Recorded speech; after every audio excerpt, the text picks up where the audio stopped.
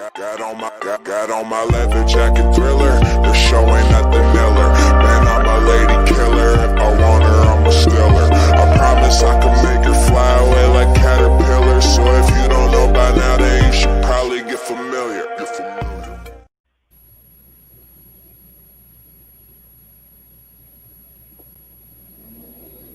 Oh, there we go. It's a rough start.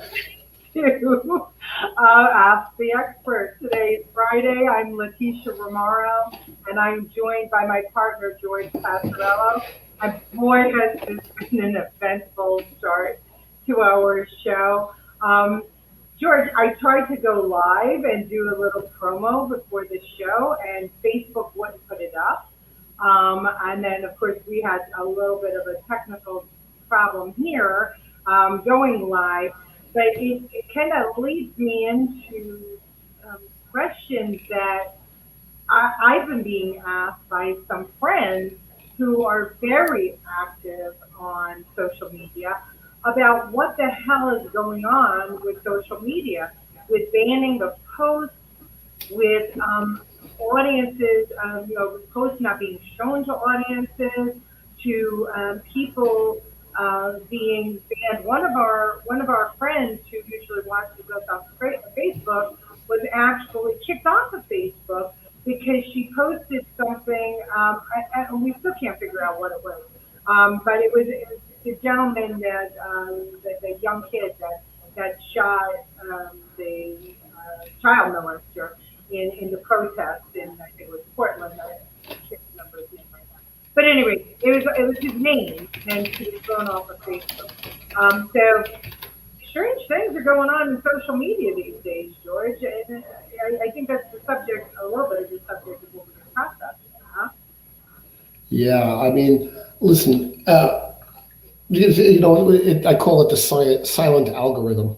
Like we have a silent majority. There's a silent algorithm. Do I subscribe to conspiracy theories? Generally not. And I'm not saying it's not happening on the left side as much as it is the right, because I have no idea. But I will say this: when I make a political post, it gets near no views, few likes, couple, 2 or 3. When I post a picture of an apple, I get 50 likes and views. So does that mean that either people are completely burned out of politics and just don't want to hear it? When the reality is, I know that most of the people on my friends list are hyper engaged in politics. So I don't know what to make of it. Do I think big tech, is doing something conscious? Perhaps. I can't prove it. I can only go by a feeling, right? And a 25-year experience in this business. I haven't seen this in the past. I haven't seen this prior to 2016. I don't know. I don't know what we can do about it, right? We don't want to legislate businesses on how to operate their business. It's an interesting thing, right? You look like Hobby Lobby is a great example, right? Hobby Lobby said, you don't interfere with my business. I don't support abortion, and I don't want to pay for it in my employees' health care. And the Supreme Court upheld that decision, right? So do we have the right to tell Facebook, you have to be fair? Do they have to be fair? I don't know. I'm scared by it. I'll tell you that. But I don't know if, that's a right. Some people would say Facebook and social media is becoming more like a utility, in which case government regulation would make sense, right? Yeah. But if we're going to regulate social media, then we're going to have to regulate newspapers and other things, right? We don't want that. And we don't want that. So Tina Horter has joined us, and she said my friend's 80-year-old mom went to Facebook jail for 30 days because she defended Trump on a cooking page by posting a meme of Obama and Michelle wearing a Trump 2020 t-shirt. I'd love to see that meme if you look at Yeah, if you could post it and get banned for us, that'd be great. Everybody, please, whoever's watching, if you're watching on Facebook, give us some love. Share the show with your friends. Let's get the numbers up here. If you're on YouTube, please like and subscribe to the page. The more people that we get to subscribe, the more reach we have on our show. And George and I were noticing it too. We broadcast across a lot of channels. And when we started doing this some time ago, it was a much bigger audience, and so I thought maybe they didn't like the content, or maybe they didn't like me. But it makes you start to wonder: are we really being shown to that many people, or are people just saying, as George said, "I'm burnt out. I don't want to see politics anymore." I know that I post a daily question, which is. I try to keep them unbiased and down the middle, and those questions get exposed to hordes of people, and everybody, people interact in unbelievable numbers. But political posts, another story. 3, 4, 5 people, same page, 5,000 followers, same page. So it makes you wonder: is it the content? I always believed it was the content. Now I'm starting to wonder if somebody is deciding what content should be seen and what content can't be seen. And, George and I were talking about this earlier. There's a story out there.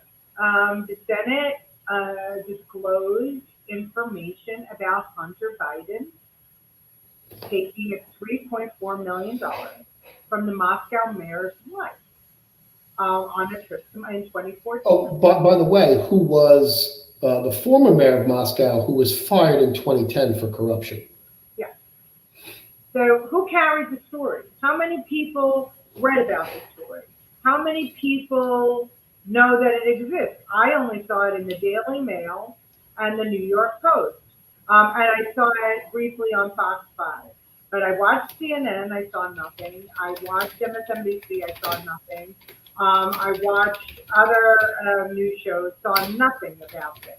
Now, listen, whether you like Biden, you don't like Biden, you like Trump, you don't like Trump, the question here is, can and should the news media decide what we get to see? Because that same day when this was uncovered about Hunter Biden, there was a story in the New York Times, I believe it was, about Donald Trump, about 2 unnamed sources saying that Donald Trump called somebody, to use an anti-Semitic term, and then also another source said that he told his wife he didn't know why she would want to go to South Africa, the First Lady. But these are 2 unnamed sources, and that got great placement in the New York Times, but the Senate disclosing documents showing that Hunter Biden took money from the Moscow mayor's wife was not a story. And you wonder why. Well, this is interesting. I'm going to share my screen. I find the search history fascinating on this topic. Click the screen icon in your address bar. What does that mean? Lots of weird things going on with this platform. For a little while, streaming on Facebook were not interfacing well, and people didn't know when we were on and when we weren't. Oh, George is gone. He'll come back, don't worry. I know because he's in the office, not too far from me. But anyway, here it comes. There it goes. Right. We're both trying to work the screen. There you go, George. Okay, so let me share this screen, and this is what I find interesting, concerning, and scary. I am now going to start recommending that you stop using Google. All right, Google is a cesspool. Okay, so why am I saying that? Because it's an unbalanced search, right? So the former vice president's son, without denial, receives a $3.5 million payment from a former mayor of Moscow, Russia in 2010. I think it was 2010. You would think when this discovery hit the streets that regardless of the side, they would be some talk about it on the major news channels. And when I say talk about it, I mean even it's fake, right? Yeah. Something. So look at the search results for Hunter Biden 3.5 million payment from Moscow. Newsweek is the only major source, and of course the Post, which we expect, right? But then you get into what I'll call fringe media, right? Outside Fox News, but no, I don't see CNN. I don't see the New York Times. No. I just don't see it. I see Reddit and Facebook coming up before these organizations. I'm not saying how they should cover it, but for shit sure they should cover it. So let's go to another screen and do Trump Russia search. CNN, number one, Trump says he likes Putin. The Intercept, another fringe media, okay. BBC, Trump Russia. Washington Post, Trump Russia. Politico, CIA clamps down on flow of Russian intelligence to the White House. New York Times, they're all here talking about it. Yeah. But they're not here talking about it. Right. Now, I get so icky when it feels like I'm being a conspiratist. And Colleen Mahoney, you couldn't be more right. This is the search engine you should use. DuckDuckGo. DuckDuckGo, it's not conservative, it's not liberal, it's pure algorithm based. There is no human interjection into a DuckDuckGo search result. So you're on the money, Colleen. I recommend that you use DuckDuckGo as well. All right, so everybody understands this now, and we know that Google and Facebook are heavily tied in together with Instagram and Twitter, and we know that Google has been banning people and banning things from their sites. We know that there have been some publications that are have a conservative bent that have lost a major portion of their audience because Google stopped showing them in the search. So Google is a problem, and it really kind of stinks, but that's what happens when you have a conglomerate, and Google became the conglomerate. And it's funny because I have a friend who for years said to me, Williamson Henderson is his name, and he said to me, I refuse to use Google because they censor people. And this was 10 years ago, he was telling me. And sure enough, now we're, that dirty little secret. Well, 10 years ago, Google used an algorithm. They didn't have human intervention in the search result. That's the way it's supposed to be. Yeah. It's supposed to be an algorithm that delivers you what you're looking for by an order of source credibility, right? And it just stopped over the last several years. It's just stopped. That DuckDuckGo does that still. And believe me, I believe they're liberally owned. I have to double check that. It's just, that's what technology is supposed to be. Now, we could talk about Google's right as a company to do what they want. They can do what they want, right? I can't stop them other than stop using them for my true dig results to understand what's really available out there. Again, I'm not even taking a side on this, but I'd like to go over some of the points of Hunter Biden and not make Google the whole focus of this thing, right? But the search results kind of speak for themselves, whether it's media bias, search bias. We have to level, it has to be a level playing field for everybody, and I'll stand by that till I die. So Hunter Biden, there's a report from the Senate that claims Hunter Biden, well, he didn't deny it, received $3.5 million from Elena Batuna, a Russian billionaire, and the widow of Yuri Luzkov, the former mayor of Moscow, who was fired in 2010 for corruption. The probe found that Bartona sent 11 wire transfers between May and December of 2015 to a bank account belonging to Back USA, a tech startup that filed for bankruptcy in March of 2019. Coincidence? I say no. The report details how Biden's business received $3.5 million payments in February of 2014, which was described to be for consultancy work. Right. Prior to Joe being the vice president, Hunter Biden never once saw a check like this in his life. Well, what was he trying to consult in? I mean, that becomes a question, and we have to investigate that because nobody, used to be that newspaper reporters would investigate this type of stuff and uncover it, but nobody asked the question. What was Hunter Biden trained in that he could be a consultant for Russia, for Ukraine, for China, for oil, for, I mean, so many different things. I'm not saying, by the way, that Republican siblings haven't, taken advantage of their father being in the White House, but to blanket out and completely make it not a topic of conversation is scary. This is a direct. I mean, listen, I don't want to loop back into the Trump impeachment, but this is clear to me. Burisma gave him $50,000 a month. They gave $3.5 million. The investigative work that in 2015, two Obama administration officials voiced concerns to the White House officials about the possibility that the younger Biden serving on the board of Burisma could create appearances of conflict. No, it's an actual conflict. As his father, then Vice President Joe Biden, was overseeing Ukraine policy. Right. Well, it began a conflict later, right, when Joe Biden inserted himself into what was going on in the Ukraine, and when there was the investigation was being opened up by the Ukrainian government, and Joe Biden threatened to withhold the aid to the Ukraine if they didn't get rid of the guy that was investigating potential wrongdoing, and Ukraine did it. They got rid of him. Yeah, and Hunter Biden had no material experience to serve on the board of an energy and gas company, but was given a high-paying seat regardless. Right. So there was no even chain of possibility that he belonged on his board, right, other than his father being vice president of the United States of America. And I can promise you this: if you don't think for 1 second that if the House goes Republican and Trump loses, that you will not see Joe Biden being impeached over this exact topic, you're insane. And if they're going to impeach Trump over it, I will now say they should impeach Biden over it.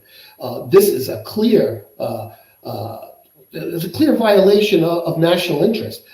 Senate Homeland Security Committee Chair Ron Johnson on Wednesday released the findings of a GOP-led probe into Hunter Biden's role with the Ukrainian Energy Corporation while his father was vice president. He said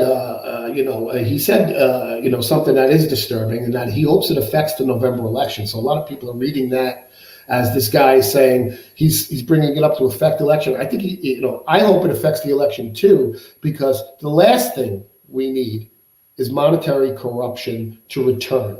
Right? We're going to say Trump is pro-Russia, and Trump is being touted around by Russia, and Russia helped Trump, and this has to stop. But Hunter wasn't doing that.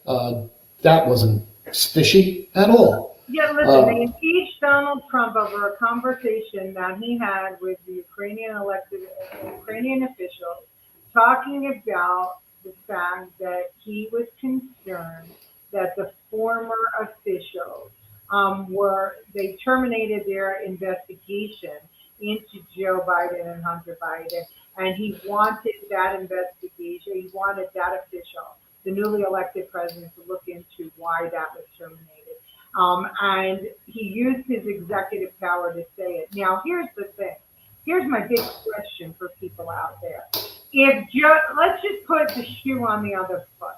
If this was Donald Trump Jr. doing all of this, and Joe Biden got into office and said to Putin or Ukraine or whomever, I want you to go back and I want you to tell me why that investigation was ended. Oh, my mother's saying I'm low.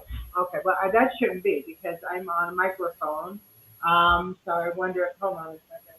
I hear you pretty clearly. Yeah, but she's telling me I'm low. Ma, can you hear George is the question. I don't know, when I tested this mic, it was also... You're coming through my headset's clear as a bell. Okay. At any rate, here's what the point I'm trying to get at. The point I'm trying to make is that wouldn't you want the President of the United States to uncover potential corruption from past officials, whether they were running for office or not? Okay, she's saying I'm better now. Whether they were running for office or not, because it affected the way things were done in America. I would say if it was anybody but Donald Trump, the majority of people would say yes. That should, that should would not have been an impeachable conversation. That would have been a conversation we all wanted him to, our president to have. But because it was Trump having it, somehow that was an impeachable conversation. And that's where I get crazy. Me Because too. either we want a government, with all respect, everything that they have talked about with Donald Trump overstepping his use of power or acting authoritatively has all been rumor and nothing has been proven to be so. I mean, you want to talk about his use of executive orders? Obama was the king of executive orders. He has not done anything that a president hasn't done. And maybe he's... Oh, no, there's one thing he hasn't done. Engaged in a war. Yeah, that's the only thing he hasn't done. Literally, the only one. Right. But everything, all the tools that he's using are tools at the disposal of the President of the United States. Now, you may not care for the way he's using them, or why he's using them, but he's using legal tools. And he's put himself in peril at times because when he found that there were injustices, he used his power to put aside convictions or grant time served or things like that for people that he felt were wrongly being accosted, including General Flynn, right, and including what's his face. The conservative guy. Oh my God, what can't I think of? The consultant that Frank Morano's friends with. Oh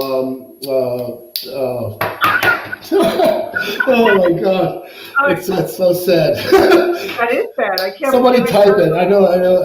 It's funny. I just got a picture with him like 2 months ago, when he got. Yeah. Well, but anyway, anybody who, Roger Stone. Thank you. A political consultant would have said, this close to the election, you're going to commute Roger Stone's sentence? Are you crazy? Do you know how this looks? But he felt that the only reason that Stone was investigated and Stone was convicted was because of his connection with Trump. And we've seen it over and over and over again, that Trump's friends are being gone after by what we're now seeing is a CIA and an FBI that thinks it's autonomous. Yeah, it's I've never seen it so. It's funny. I'm sure it's always been political to a degree, but now it's become socially acceptable to be verbally political as an FBI, as a even the DOJ. I don't care what side. Again. If they never brought up Trump being some kind of, I wouldn't be complaining about this Hunter Biden story. I wouldn't be happy about it. If I heard about it, I'd be like, that's some shady shit. But surprise, politics, shady shit. Not surprised, right? But they're going to go after Trump for things that are far less tangible than this, right? They're going to go off of somebody who overheard something from somebody else. And they're impeaching a president on this. They don't have the witnesses come and speak publicly. They do it behind closed doors. Right. And behind those closed doors, they vindicated Trump. But in public, they didn't. So if I'd be pissed if they don't go after Hunter Biden. I'm going to be really pissed. This is corruption, clear as a bell to me. I know this guy did not deserve his $3.5 million payment for his consulting because he never had a track history of getting that before. It's brand new. Brand new. Right? His pop-up being VP. It's not just Hunter, right? I mean, to Joe Biden's brother-in-law, also in the Middle East. He's got all these building contracts. And oh, by the way, we sent over bundles, pallets of cash to the Middle East. Listen, I'm not accusing I'm not saying, I'm just saying it doesn't smell right. And look, I'm not a suspicious person, but what's happening now is making me suspicious. When I see, Yes, me too. when I see, the news media not reporting all the facts. Let's just go to a conversation that we had earlier with a young person that we both, George and I both know.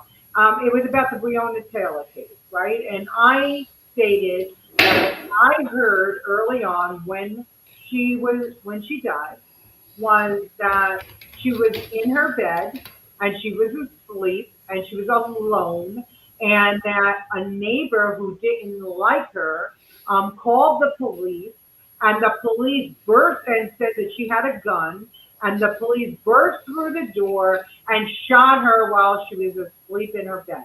That was the first version of the story I heard.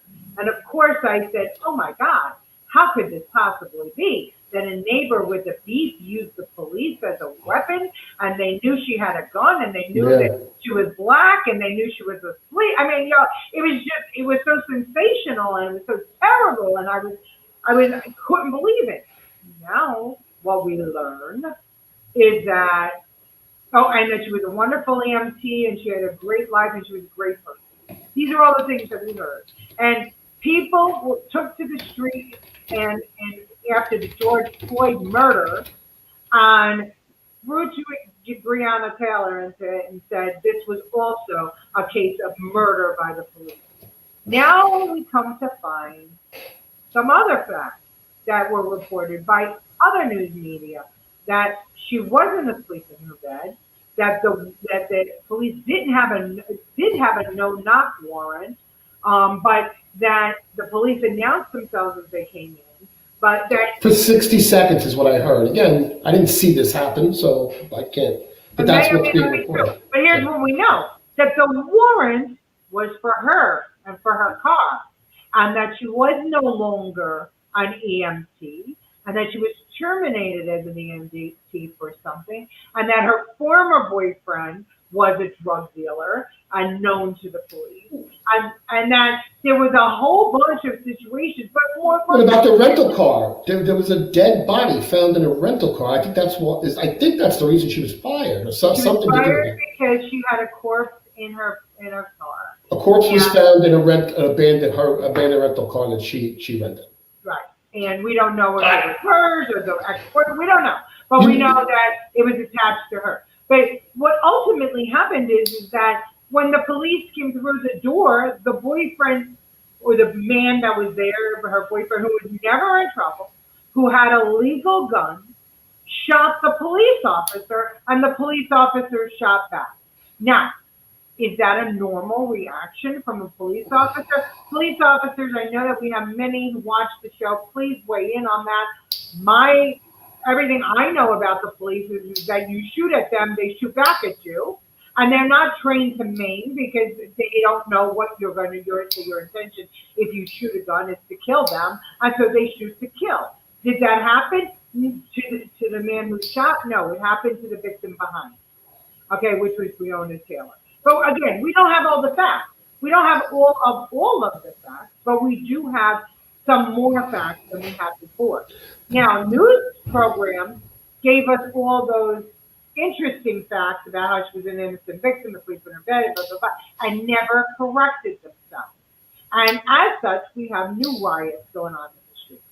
And that, to me, is irresponsible journalism. Because whether you agree with what the Attorney General said, or you don't agree with what he said, or the grand jury said, you have a responsibility as a news outlet to report more information as you get it. Am I wrong? No, you're on. I mean, to me, this is just clear. Whether you agree or not, you report facts as they come in. What's happening is they're saying, well, that's a right-wing fact, ignore it. Right. That's a left. And the right doesn't do it nowhere as bad, but on our outlets, there's a degree of that happening as well. I just want the facts. I don't want your opinion. I don't need your opinion. Right. I have my own opinion once I have facts. When you present me with facts, like Leticia just said, young woman sleeping in bed, cops busted in and shot her. Those cops Bury those cops. Bury them. Absolutely. I'll go shoot him myself. Right. I'll shoot them, go to bed, I won't lose 5 minutes of sleep. They Yeah. deserve it. But that's not That's not what all the facts, right? So again, did she deserve to die? Hell no, she did not deserve to die. Was the cop wrong for returning fire? I don't know. You throw me in a room, I bang on the door for 60. This is again, that's why we have courts, right? This will all come out and vet itself out. But if the facts that the second set of facts are true, and someone says to me, the cops knocked on the door, announced they were police for 60 seconds, right? A minute is what they said. Knocked on the door, took the door off its hinges, I think, to get into the apartment, right? So you don't hear a bunch of cops taking a door down, right? So and announcing police. That's what they said. Again, this will vet out in court. Well, not in court because they were. Oh yes, Yeah. one cop. There will be more to be said on this in court. And somebody shoots at me. I got a choice, right? Get shot or shoot. I'm shooting. If any of that is not true, and they didn't announce that they were cops, and they just busted in, and it's a no-knock warrant, well, then our laws are screwed up, right? No, I don't agree with no-knock warrants, by the way. I agree. I don't agree with Why that. would you have a no-knock warrant? But again, do you blame the cop for the rules he's been given? This guy was given. This is how you handle a no-knock, right? So maybe we all should fight together to get rid of no-knocks, but that's not the case. That's the guidelines these officers were trained in. Don't blame them, right? Fix the underlying problem. If you think no-knocks are bad, you don't say to the cop, well, no-knocks, are bad, even though this is your procedure, you should ignore them. They're trained to react in the moment because they have to be or they die. So we should change the law maybe, but don't bury these guys for it. And that goes back to now, okay, so, and again, the fact that I'm even talking about conspiracy is astonishing to me. Because I am the first person to say once two people know something, everybody knows something. There's no way to keep a secret once you tell it to somebody. There's just no way. We live in America. We live in social media. Everything is on your Facebook page. Everything is everywhere. How the hell do you keep a secret? The thing is that I don't think that it's a secret anymore. I don't think anybody's trying to keep it a secret. Here's what happens in the media for those of you that don't know. Here's how it has evolved over, I'm now 57 years old. Here's that I've been working in advertising since I'm 18 years old. So here's how it has evolved in my lifetime, while I've been in this business. It used to be that a newspaper reporter or a television reporter would work on a piece for weeks, calling people, investigating, pitch the idea to their editor and say, I've got this story that I want to put out and I'm going to work on it. And here's my list of people I want to interview. And they get all the information and they fact check and double and triple fact check. And that's how the stories would be broken. It didn't break at the moment that it happened. It broke over time, sometimes a week, 2 weeks, whatever it was. As we got social media and we got the web and we got digitized and digital and all this stuff, now this news cycle went from twice a day in print to now hourly and by minute. And now we don't have enough time for most reporters who want to make a living doing this. And when newspapers going the way of the dinosaur, it's about the amount of stories you write as a reporter, how many people click your story, and how much advertising could be sold. And how good is your headline? And how good your headline. Yeah. Okay, so there's no more, I'm going to pitch to my editors. I mean, sure, that happens sometimes still, but there's a lot of filler out there. So what happens is that a story is broken by somebody, and then the reporter reads it, sees it, and then rewrites the story and tries to get a few more facts, calls some of the people in the story, calls people related to the story who might have a similar opinion, opens a Rolodex, and writes almost the same story and tries to stick some more facts into the story. So that's how it usually goes. And I know this because Staten Island Advance is the single source for most of the news on Staten Island. And from them, many people around the country get a lot of news about what's going on in this borough of New York City. But what I'm seeing is that we see these stories are happening, right? They're on Fox, they're on the New York Post, they are in Staten Island Advance, they might be on Fox, they are on Daily Mail. But if you're a left-leaning, if your audience is left-leaning, you're not going to pick up the stories from them. And if your audience is conservative-leaning, you're not going to pick up the stories from CNN and MSNBC and the left-leaning as much. And this is driving me nuts because then what happens is the smaller papers or the smaller publications, like us, George, because we're now a media entity, right? That we pick up the story, and then people say, "Well, that's not a credible story. It's not a." So if Polyfact or if Snopes or if any of those are like looking to see if these facts are true or not, they won't utilize the smaller publication stories in trying to verify the facts.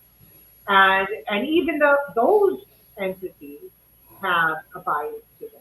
So what happens is that half the country is believing one way, half the country is believing another way. And that's when you get the division in the country. And the truth is in the middle. It usually is, right? Usually is. And in the case of the Breonna Taylor and the George Floyd and others, these incidences are causing irreparable damage to communities, to the United States. It's showing who has a backbone, who doesn't have a backbone. It is allowed for the Antifa to infiltrate, a lot of communities, and actually, I think has caused further division amongst us. So anyway, I've been talking too long. But I want to touch on that Antifa thing before you introduce everybody. Here's headlines that I've seen, right? Peaceful protest. Peaceful protest ends as shots rang out. Right. It's not a peaceful protest if there's shooting. It's a riot and needs to be treated as a riot. Right. Those select few may be rooting it for the bunch, but for God's sake, stop saying peaceful protest to me and then say with some violence. With some violence. Because that's what's going on. That's the propaganda and the buzzwords. And you know where else I'm seeing it? And people, you can agree or disagree, but we discussed before how when you get more facts, they're added to the story and they're added to the story. And so that's why, stories sometimes run over 3, 4, 5 days, especially as incidents continue to grow. And one of the things that I can't get over is that when COVID hit us, right? And we knew what we were dealing with somewhere in January, February, and we're starting to hear that this virus is here, and Trump is talking about it, and and Pelosi and de Blasio were saying, "Oh, go to Chinatown," and other people were saying, "I won't even eat Chinese food anymore," and the extremes were all arguing about COVID. As facts were becoming available, they were being released to the public, right? They were being released to the public by the president. They were being released to the public by the task force. They were being released to the public by Nancy, by Chuck, by Cuomo, by Murphy, by everybody, right? The Seattle governor, the governor of Washington. As we're getting information being shared, we saw what was going on in Italy, and as we got information, the information came out, and there were people that were hailing Trump for getting the PPE, and and they were correcting each other, and they were working together, make ventilators, don't make ventilators, order the PPE. All the states were bidding against each other for PPE, so then Trump just instead, bought the PPE from the feds and started doling it out. They worked together and they moved it along as facts were coming, towards us. Okay, unfortunately, lots of people died during that time because we didn't know what we were dealing with. The therapeutics that we were using, which saved my life, hydroxychloroquine, were later said, oh, don't use hydroxychloroquine. We had lots of arguments. But now here we are in September, right? This all started in January, in September. Now suddenly, we want to go backwards because of a Woodward book. We want to go backwards in time and say, Trump should have done this, and Trump should have done that, and Trump should have done the other thing. Well, facts were coming at us, and things were changing instantaneously. And guess what? And I know that there are people out there that are going to think that I say this. But even Cuomo, or what he did with the nursing home, whatever that decision was made, I'm not saying it was the right one, but even that, you have to say to yourself, this man didn't intentionally kill people. That wasn't his intent. He didn't. And the media does say that, but they don't say that about Trump. It's very interesting. Right. And that's where I'm coming from with this. This is how stories built. Fact. But now we're going backwards and we're going to try and skewer Trump and put him against the wall, but we're going to give everybody else a pass. Now, the other thing I remember, George, and I think you is that the governors were saying, Trump can't say this. He's just the president. The states are sovereign. We're going to do it. Yeah. Okay. It just makes me laugh. So you all did what you want, and now you want to blame him because you did what you want. You all did it differently, and some states are doing better, and some states aren't doing better. Why do I bring this up? It's because we need consistency, and that's what I'm yearning for, George. It's the media now. Now it's the media, right? Police yourselves, because we can't. We have a constitution that says you can say what you want, right? This is a constitutional right amendment. This is something we hold dear. Police yourselves and think about the people as a whole and about keeping calm. It's the same reason Trump tried to downplay the coronavirus, right? He did try to downplay it. But that's what a president's supposed to do, to my eyes, is not incite panic while still maintaining safety. That's the job. It's not to scream the sky is falling. Right. It's just never a good idea. Your life and hoard the toilet paper and go shopping and buy 9 years worth of stuff so that there's no food left on the shelf. And drag that lady out of her son's high school football game by her hands because she didn't put on mask. Right. This is what it's caused, and it needs to stop because we're just not we're not a hateful people by nature. We're being incited, and media, just stop inciting us. I don't blame Cuomo. I don't know what I would have done in that situation. I don't know the things that were thrown at him. I certainly think it was a mistake, and being in retrospect, I'm a genius, right? In the moment, it's hard to tell. Give Trump that same courtesy. The one thing that after 9/11, the one thing that I'll always remember, and I was in Battery Park City, so I was in ground zero. And the one thing that I will remember after 9/11, the country came together. They came together, we came together, and we all vowed that we were going to fight terrorism and we were going to recover and we were going to never forget. Now, 19 years later, we had a little temporary amnesia until a bunch of people said, hey, we don't forget. But, the difference is with COVID, I don't know if it's the addition of George Floyd, Breonna Taylor, the protests, BLM. We came together briefly. There was a moment in time when everyone was cooperating to get our feet underneath us. But as soon as it seemed like we were ready, some states were ready to reopen, the daggers came out. And I don't know if it was jealousy. I mean, when Florida reopened, I remember people going nuts that Florida dared to reopen, and Minnesota, South Dakota rather, when she decided, after the Smithfield situation, which, by the way, Chinese company in America, we get some of that back. With our food products, they wanted to skewer her because she was going to reopen. South Carolina reopened. These are states that took responsibility for their economy, and they opened and they did what they had to do. But New York, which is now still closed, for the most part, right? It's crazy rules. Now the mayor, today I just read, is allowing for outdoor dining to be permanent. So here's what we get to do. Everybody get this. This, to me, is the stupidest de Blasio move ever. He made outdoor dining permanent. So now you get to put the sides down in the tent, and you get to eat inside a tent and inside the restaurant at 25% capacity. It's just hysterical. It's hysterical.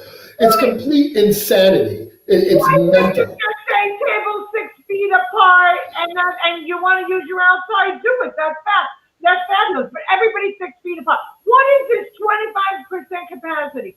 I'm sorry, ladies and gentlemen. This is what happens when you have people who never created a job telling business what they're allowed to do. Never created anything, no. Right? Never mind just jobs, just anything. They're not creators. He's a destroyer. He's the guy who goes, well, you're wrong, but never says this is what's right. Right. I'm the only one who knows what's right. According to Bill de Blasio, nobody should own their own home, and businesses are all bad, and he just wants their tax dollars. And if you make over $200,000 a year, living in New York City, by the way, where the cost of living is astronomical, and we're one of the highest tax cities in the United States, you should just give your money to the government so that poor people can live off it. That's Bill de Blasio. But why I brought this up is, the problem here is that these guys and some gals have destroyed their own state. And now, because they can't admit that they were idiots and didn't know any better and didn't speak to anybody, instead of saying, mea culpa, I didn't know what I was dealing with. I didn't want this thing to get out of control. Okay, I see it's working over there in South Dakota or Minnesota or wherever else. Let me copy it quietly and let me not start putting up such a fuss. Let businesses do what they do, keep their customers safe, because if they don't keep their customers safe, you don't have any return business. Let me listen to people who've actually created a job and figure out how I'm going to save my state. And really think about if they didn't do the lockdown, which is a complete, and God bless anybody, you could yell at me all you want. It is completely unconstitutional and should never have happened. It would have been something that I would have done by choice, right? Or you would have done by choice. Right. We had a constitution decimated over this issue. Horrible, but we're talking so fast and long. We're gonna not get to Ruth Bader, and I think we need to talk about Ruth Bader. Okay. It's already we're 50 minutes in. It was like 5 minutes. All right. So George, you missed us on Monday. We had some really educated women on, and we had a really good discussion about our BG. But you didn't get a chance to weigh in, so why don't you do that now? First of all. You don't have to agree with somebody's politics to respect them. So Ruth Bader Ginsberg will get my respect. She had a lot of votes that I consider extremely questionable, but she had a lot of votes that paved the way for women, right? And to be frank, I didn't see the show. I haven't watched it yet. I think that she is an amazing woman as far as what she's done for women's rights in the case with the military. There was a female soldier that wasn't getting the housing benefits. This is before she was Supreme Court Justice.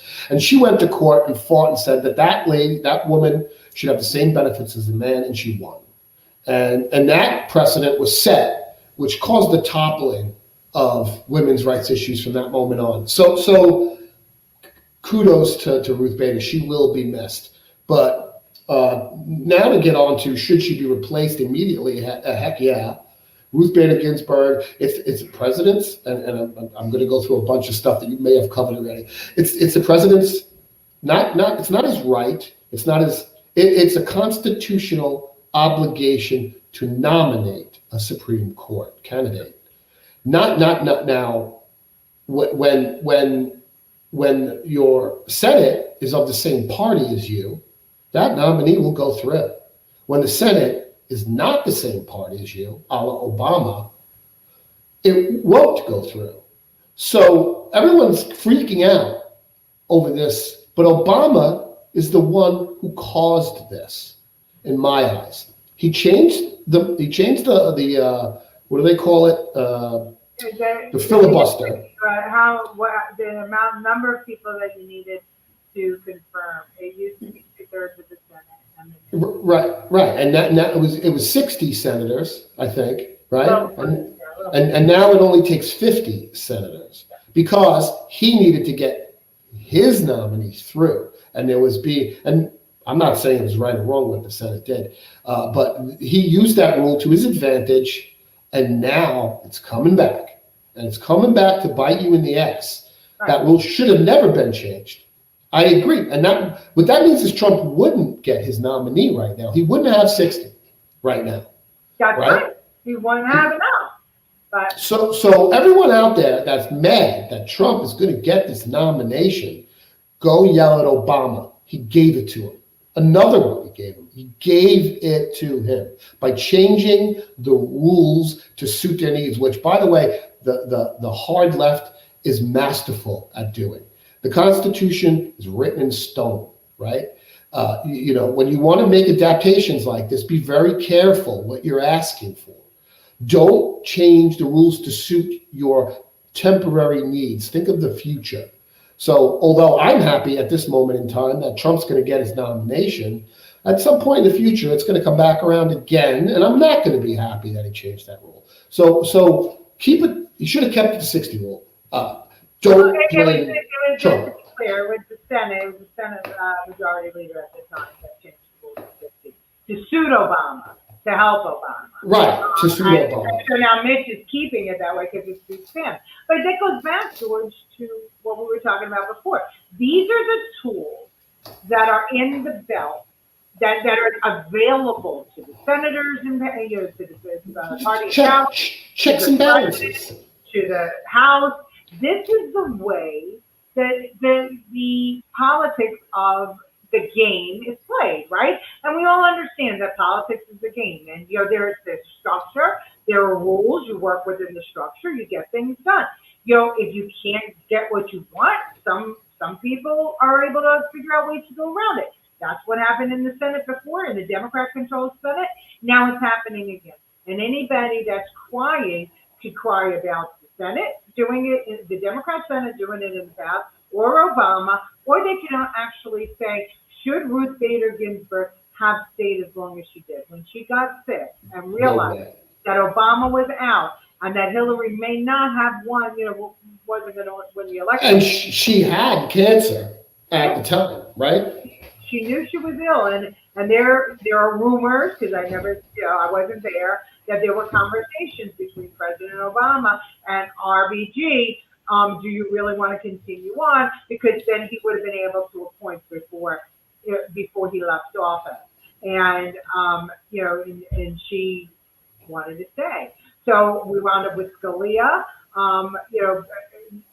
being appointed by Trump because the Senate said, "Heck, we're not gonna move on it." And by the way, just for everybody to know consistency, then George and I both believe President Obama had an obligation to put forward a nominee. I believe that Mitch McConnell should have acted. If they didn't pass it, they didn't pass it. But they should have started. Right, and it would have gotten voted down, but they needed to go through that process, right? Because at the time, the Senate was not in favor of Obama, right? Yeah, but then that's how come Mitch was able to put it off. And he said, no, we're not going to hear it because, I don't agree with that. He doesn't have the votes, and we're not going to. But you know what?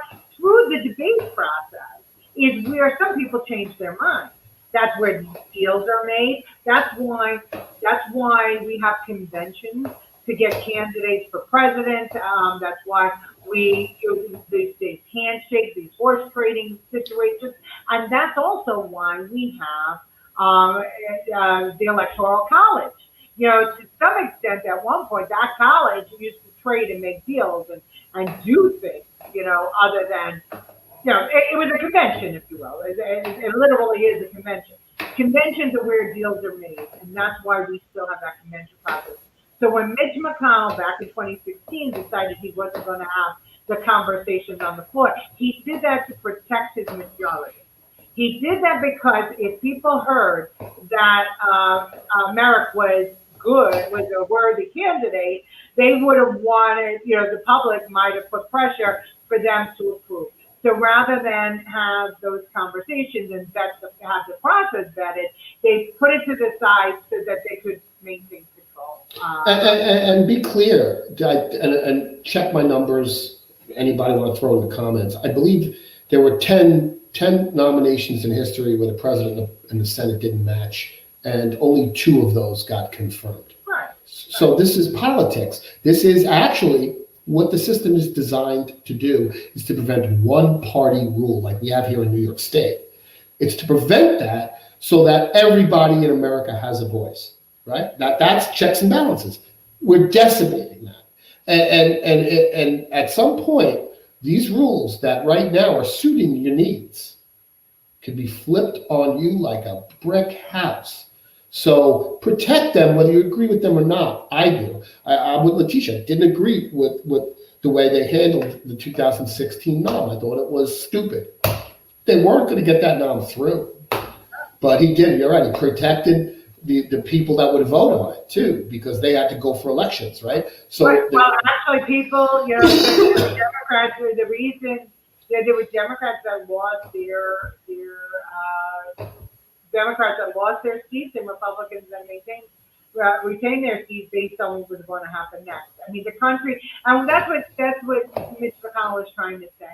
That once Obama, remember, Obama had everything. He had Democratic House, Democratic Senate at one time, when he came in.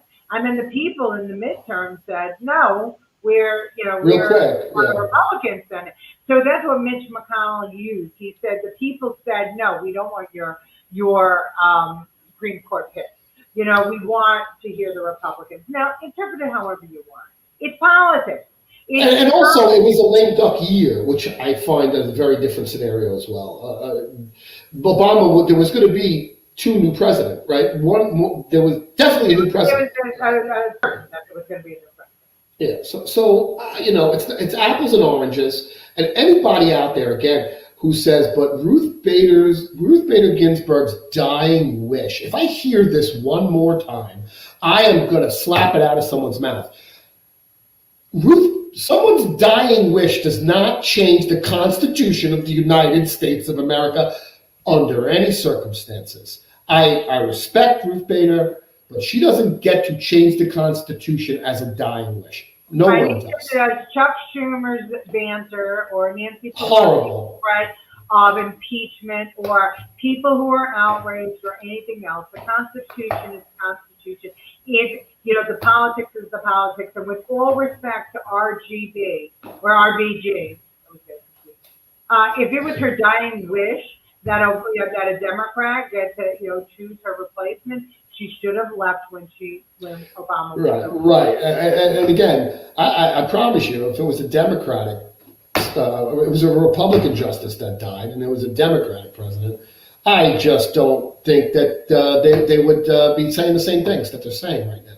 Let's be real. Let's be real. What did Biden say? Biden said Senate must confirm. All the Democrats, Schumer said Senate must be in 2016. Senate must confirm. Now all of a sudden it's we're pulling off the waterworks and the sentimentality for RBG. Come on, people. Listen, this is the way this country works. This is the way our politics work. The way that we, the regular people, get to control what happens in Washington is one very, very simple way. You go out and you vote on election day. That is our one guarantee up until now to have your voice heard. Why do I say up until now? Because The unfortunate truth is that if you vote by paper in most states, those paper ballots can be contested and they can cause an upheaval and your vote could be thrown out. So, I mean, when I say paper, I mean mail-in ballots, whether they be absentee, affidavit, any of those can be challenged. Go to your polling sites on the designated days. Put the ballot in the scanner or the box or whatever it is you use. That's the one way that you could be sure your vote and your voice is going to be counted. Do not listen to the noise that's going on around you. Check out both sides of your point of view. Watch CNN, watch Fox, whether you like it or not, if you want to get balanced, because we have come to a point in our country where the hyperbole, and including coming from our president, is so strong, where the propaganda from our president, House, Senate, so strong, but now we've joined in with our media being not only hyperbolic but also editorial, and that is so dangerous. And because we want everything instantaneously, we're not taking the time to really research, and the places that we're researching aren't really great. So, it shouldn't have to be that way. And I implore the media, please be responsible, get both sides of the story, be balanced, get all the facts. Do not try to play God by withholding information or putting out information. Or imaginary sources to be not to be named. Don't use that tool. Don't do it. Just don't do it. For the sake of the country, don't do it. It's making your media uncredible and incredible, and it's just going to lose you. Now, George, before we go, there is a platform that you were telling me about that conservatives should have no fear to be on. I'm not going to say conservatives. I'm going to say Americans, because it's an unfiltered social media network called Parler, Parler. And here's the thing with Parler: it's a double-edged sword, as with all free speech, right? Is hate speech free speech? Kind of is.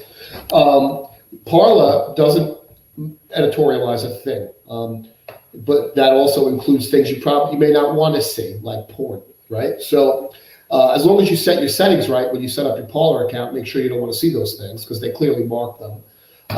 You have unfiltered access to say what you want when you want. Without fear of censorship. That's their platform. They will not censor.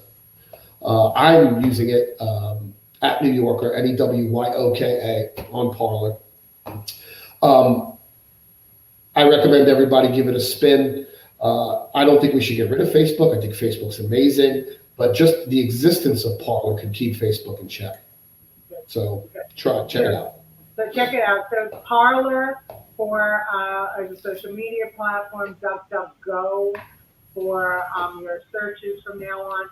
Just because we haven't had an opportunity, because we've been talking so much. Marco Cameo joined us today. Tina Andres Florida joined us today. Colleen Mahoney had lots to say today, including it's so sad that not only did we not get the facts, we get blatant lies and false narratives. Anything that disproves the narrative du jour is canceled. I'm not even talking about disagreeing. I'm talking about truly disapproving. And it's very, and that she never believed in conspiracies in all her life. But now she sees that it's blatant, and so therefore, is it a conspiracy? My mom, Jonas Stasi, who is always monitoring our ability to hear, was with us today, and many, many others of you were with us today. Remember, hit the like button, hit the love button. We're on again Monday at 2:00 and Friday. Next Friday, George, we have a genealogist, Justin Salvador, coming on, and because everybody's taking these DNA tests. Justin is going to talk to us about what else you can do to find your ancestors. There's many genealogists out there that can help you out. So, No, that's cool. I look forward to that. That'll be fun. Okay, everybody. Thank you. Great show. Welcome back. Love your shirt. Bye, everybody. What?